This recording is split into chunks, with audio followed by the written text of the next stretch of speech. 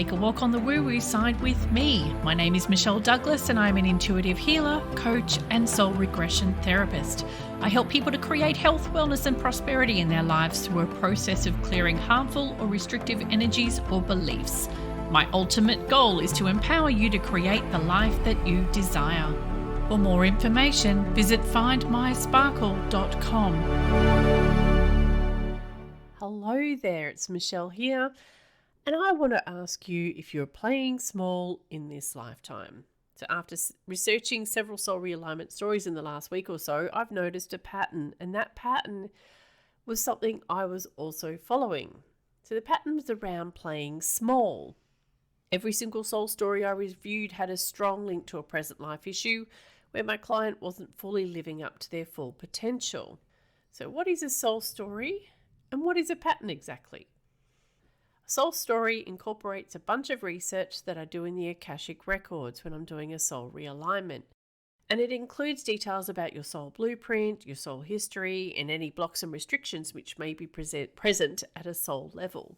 Blocks and restrictions are created by the choices you made during that lifetime.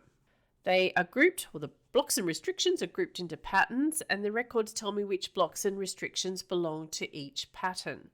And they help me to determine then what happened in the life in which the patterns were formed or initiated. So I put this story together before your soul realignment reading so that you're not sitting there watching me for 2 hours watching me do this, because that would be pretty bloody boring. And I put your soul story together, first highlighting your gifts, your strengths, the things you might need to watch out for in life, and the things you should be looking out to do in your life. I then talk through these patterns and how they played out in the lifetime that they originated from. Most of the patterns I see are past life patterns, and the stories behind these patterns are nothing short of fascinating. These patterns were relatively recent, so if you call up to 20 lifetimes recent, and involved my client giving up something or making a sacrifice of some sort during that lifetime. Once I determine the energy around the pattern, it's very easy for me to link this pattern into what's happening in my client's present life and the choices they're currently making in this life. I then perform a clearing, which occurs before the client and I meet. What happens next is once I have the soul story put together, I meet with my client and then we talk through what I've found. We also talk through how these old patterns may be playing out in their current lifetime through the choices that they're making in this lifetime. And this is where it gets a bit interesting.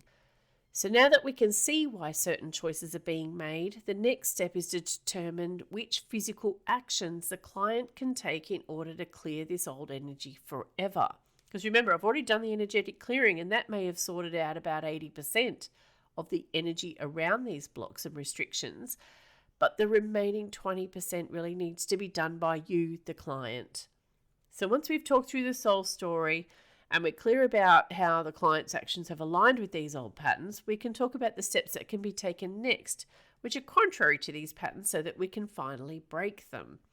And this is where it gets really uncomfortable because here's the thing. If you're sticking to your comfort zone, then no action you take will feel uncomfortable. That's because the action is in alignment with the patterns you are running. But if you're running negative patterns, what do you think you're creating if you're staying within your comfort zone? Yep, that's right. You'll just keep recreating the situation you're not happy with and wanting to change, right? So if, however, you decide you're going to change or take an action which does not align with these old patterns, I won't lie, it's not going to feel good. In fact, it could be terrifying, and I can tell you that from personal experience. And I know this because I recently did that myself. But what happens when you take an action that does not align with the old negative patterns? I can tell you that a lot happens. More than you think is even possible happens. I'll have to put up a post about my experience and another podcast episode about this because I still can't believe what happened when I made a different choice. When you take an action which does not align to your old negative patterns, like I said, it'll feel a bit yuck or even terrifying. But that's no reason not to do it, because if you want different results, you have to do it. It's like the old definition of insanity, doing the same thing over and over again and expecting a different result. It's not going to happen. But if you make the change and you do something different, things will change for you and in the most incredible way. And that's because you're now no longer acting in accordance with those patterns. So your life has to change, and it has to change for the better, because you're now acting in, alignment with your soul blueprint, your divine soul blueprint. Anywho, I will leave you with that, and have a great day.